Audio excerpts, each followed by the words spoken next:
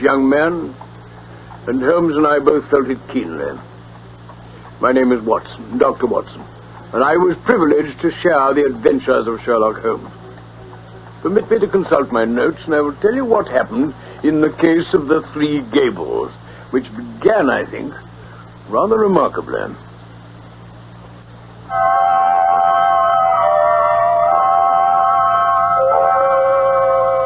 I don't think any of my adventures with Mr. Sherlock Holmes opened quite so abruptly or so dramatically as that which I associate with the three Gables. Holmes was in a chatty mood that morning. He just curled down with his pipe in his mouth on the well-worn armchair across the fireside from me when our visitor arrived. If I'd said that a mad bull had arrived, it would give a clearer impression. The devil? Which of you two is Holmes? Yes, it is a pleasant morning for the time of year. Oh, it's you, is it? Well, see here. Keep your hands out of other folks' business. Leave folks to manage their own affairs.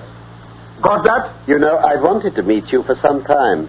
Aren't you Steve Dixie, the bruiser? What if I am? I was just recalling the killing of young Perkins outside the Holborn bar. Look, I don't have nothing to do with Perkins. I was training at a bull ring in Birmingham when he got done in. Really?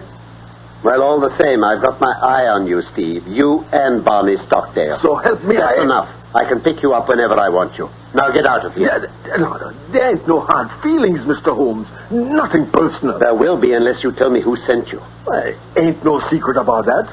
Stockdale sent me. Him you just mentioned. Then what's it all about? So help me, I don't know. Stevie says, you go and see Mr. Holmes and tell him his life ain't safe if he goes down Harrow way. That's the truth. Honest. I'll believe you, but no one else would. Now, get out. Sure, Mr. Holmes, sure. I'm going. Morning. Morning, gents. Both. A great muscular, foolish, blustering baby. Well, you turned him down easily enough.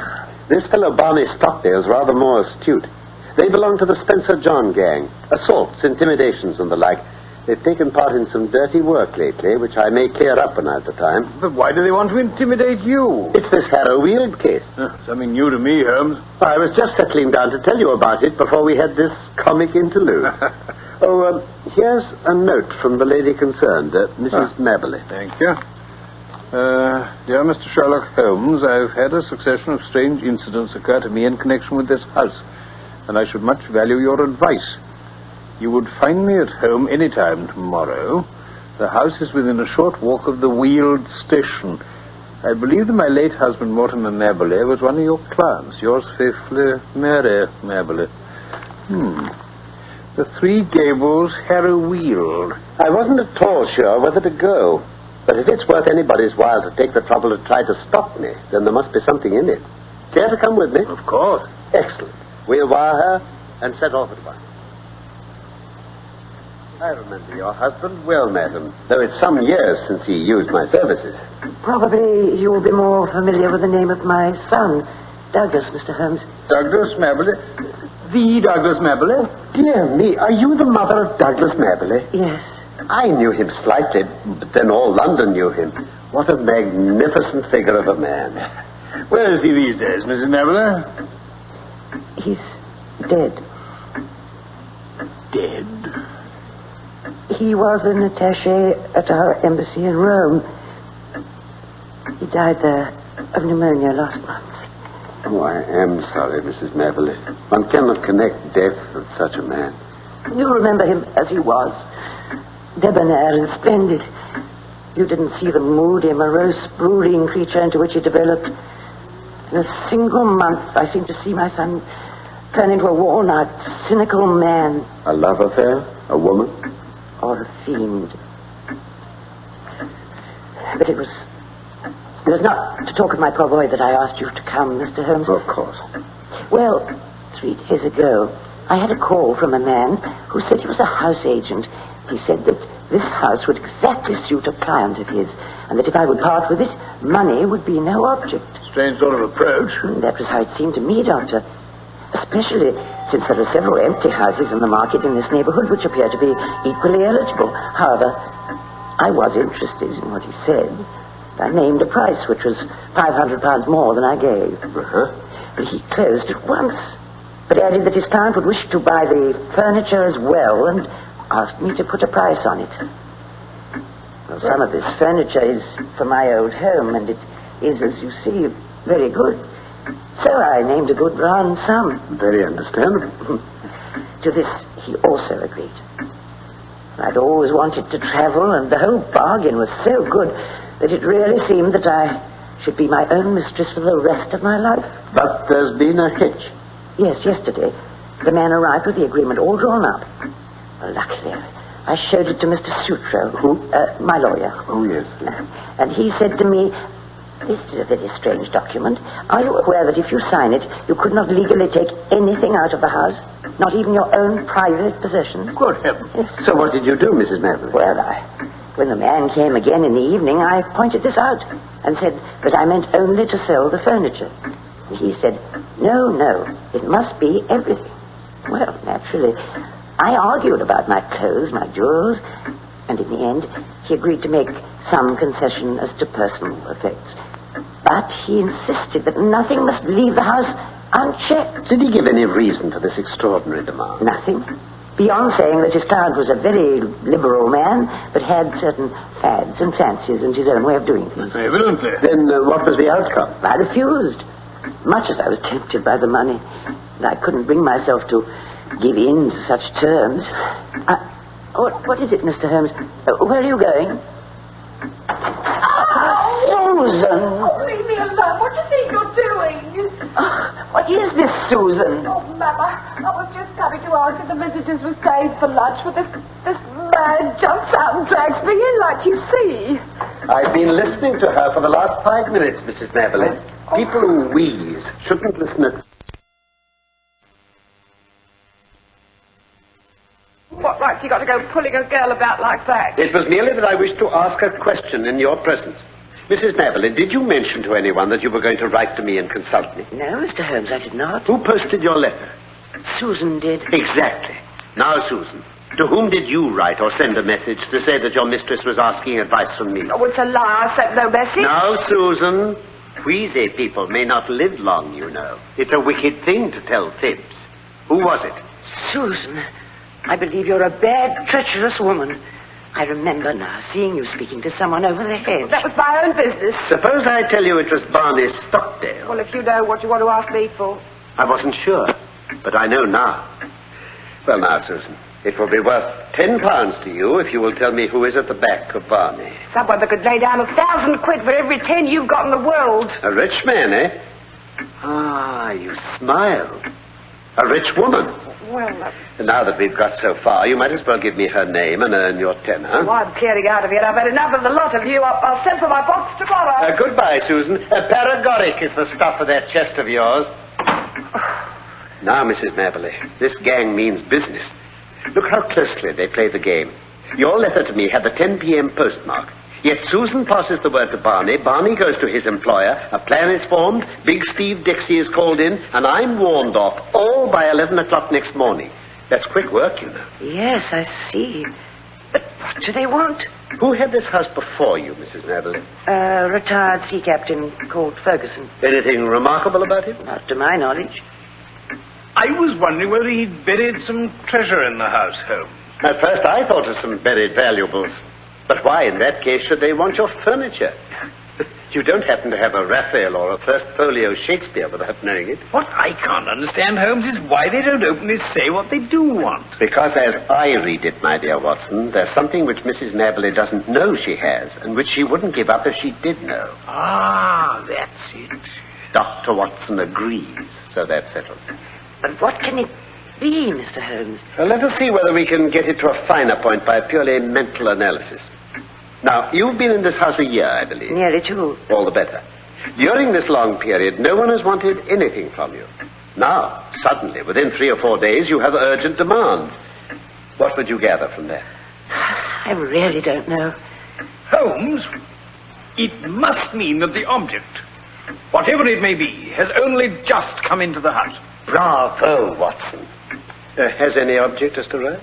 No, I've bought nothing new this year. Indeed? This is very remarkable. Is that lawyer of yours a capable man? Oh, Mr. Sutro is most capable. Have you another maid, or was the fair Susan alone? I have a young girl. Then try to get your lawyer, Mr. Sutro, to spend a night or two in the house. You may need protection. Protection? Against whom? Who knows? The matter is certainly obscure. Did this house agent give an address? Only his name. Haynes Johnson. I don't think we shall find him in the directory. Honest businessmen don't conceal their place of business. Well, you will let me know any fresh developments. Yes, most certainly, Mr. Holmes. You may rely upon it that I shall see your case through. It was very good of you to come. Not at all. These trunks and suitcases in the hall. Yes? I see they're labeled from Italy. Yes.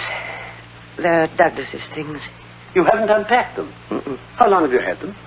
They arrived last week. But you said... Why, surely this might be the missing link. How do we know there isn't something of value in there? But there couldn't possibly be. Douglas only had his pay and a small annuity. What could he have of value? Delay no longer, Mrs. Maberly. Have these things taken up to your bedroom. Examine them as soon as possible and see what they contain. I will come tomorrow and hear your report. Well, thank you, Mr. Holmes. I'll do just what you say. Good. Well, thank you, Mrs. Maberly. Good day, madam. Good day, ma'am. Good day, gentlemen. How are you going to find out who's behind it then, Holmes? I think this is a case for Langdale Pike. Langdale Pike? Who's he? Langdale Pike, my dear Watson, is my human book of reference on all matters of social scandal. He spends his waking hours in the bow window of a St. James's Street club. And he's the receiving station and transmitter of all the gossip of the metropolis. Ah. Yes, this is a case for Langdale Pike. Watson, our ways part here. I have a good many inquiries to pursue, and I probably shan't see you again before morning. Au revoir. Bye,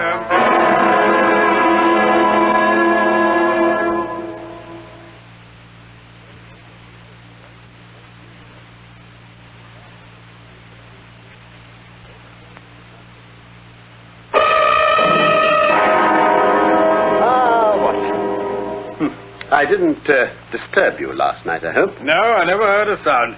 Holmes, Mrs. Hudson's just given this telegram for you. Oh, thank you. Bit early in the morning for that sort of thing, isn't it? An unpleasant surprise into the bargain.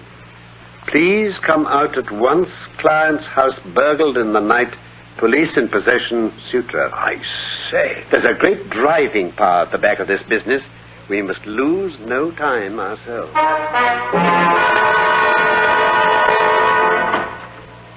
That's our old friend Lestrade. There's no chance for you in this case, I'm afraid.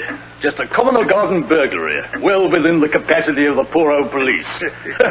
No experts need apply. I'm sure the matter is in very good hands, Lestrade. Common burglary, do you say? Oh, not a doubt. We know who they are and where to find them. That Barney Stockdale lot. Steve Dixie and Co.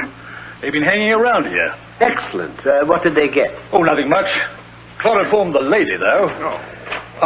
Here she is, with her lawyer, Mr. Sutro. You gave me good advice, Mr. Holmes. Alas, I didn't take it. There's so little to tell. I've no doubt that wicked Susan arranged for them to get in. They must have known the house to an inch. I was conscious for an instant of the chloroform rag being pressed to my mouth, but I've no notion how long I was senseless.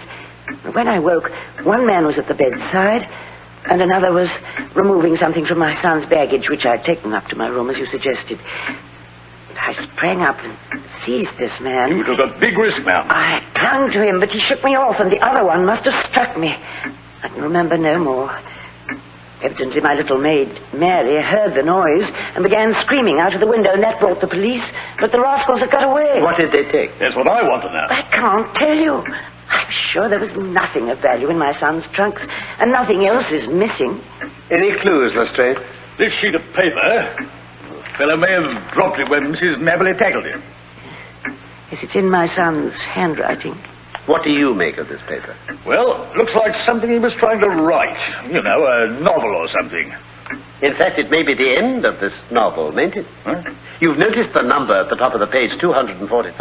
I had noticed that, yes. And no doubt you asked yourself where the odd 244 pages had got to. Does it suggest anything to you, Inspector? Yes, it suggests that in their hurry they just grabbed at what came first to hand. But why should they go to my son's things, Inspector? Well, ma'am, they found nothing valuable down below, so they tried their luck upstairs.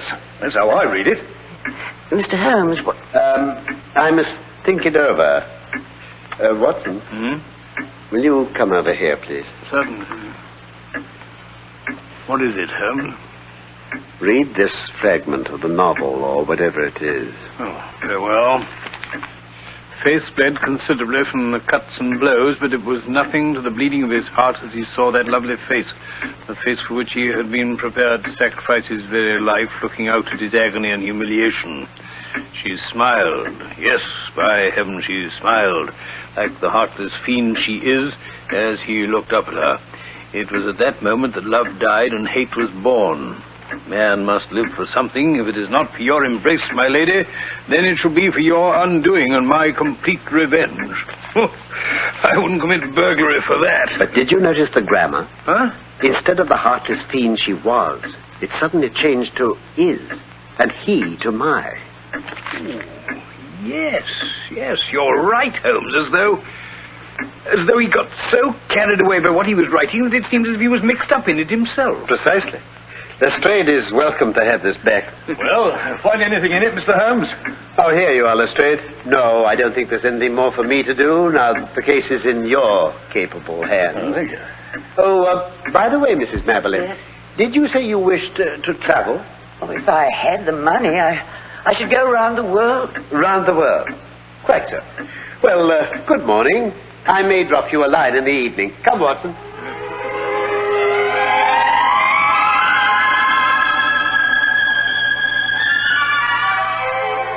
Now, Watson, we're on the last lap of our little journey.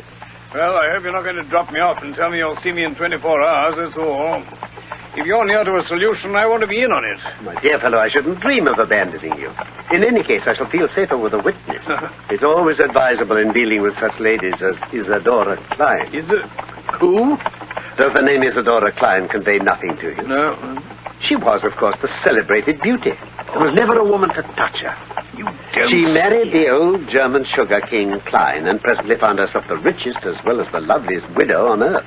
She had several lovers, and Douglas Maberley, one of the most striking men in London, was one of them. Well, from all I ever heard of Maberley, he was anything but a social butterfly. True. He was a strong, proud man who gave and expected all. Their association was no mere adventure to him. But she is the belle dame sans merci of fiction. When her caprice is satisfied, the matter is ended. And if the other party can't take her word for it, she knows how to bring it home to him. Well, then that was his own story he was writing. Ah, you're piecing it together. I hear also, from my friend Langdale Pike, who supplied all the rest, that Isadora Klein is now about to marry the young Duke of Lomond, who might almost be her son. His Grace's mother might overlook the age question, but a big scandal would be a different matter. Ah, here we are, at Madame Klein's house.